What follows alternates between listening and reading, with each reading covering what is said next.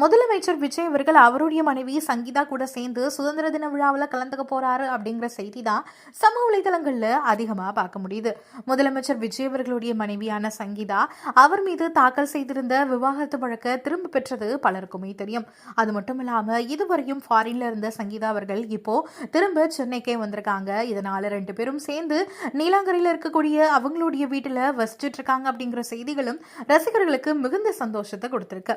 இவங்களுடைய மறு இணைப்புக்கு பிறகு ஜேசன் சஞ்சய், திவ்யா சாஷா ரெண்டு பேருமே அவங்க பிரிந்திருக்கிறத விரும்பல அப்படின்னும் இவங்களுடைய வற்புறுத்தலின் பேர்ல தான் இப்போ ரெண்டு பேருமே சேர்ந்திருக்காங்க அப்படிங்கிற மாதிரியான செய்திகளும் வெளிவந்திருக்கு. ஆனா இப்போ ஜேசன் சஞ்சய் அவர்களுடைய முதல் திரைப்படமான சிக்மா திரைப்பட விழாவுக்கு இவங்க ரெண்டு பேரும் வருவாங்க அப்படின்னு எதிர்பார்க்கப்பட்டிருந்த நிலையில நாளைக்கு சுதந்திர தினத்தன்று நடைபெறக்கூடிய நிகழ்ச்சியில விஜய் அவர்கள் தன்னுடைய மனைவி சங்கீதாவோட கலந்துப்பாரு அப்படிங்கிற மாதிரியான மிகப்பெரிய எதிர்பார்ப்பு இப்போ அதிகமாகிருக்கு.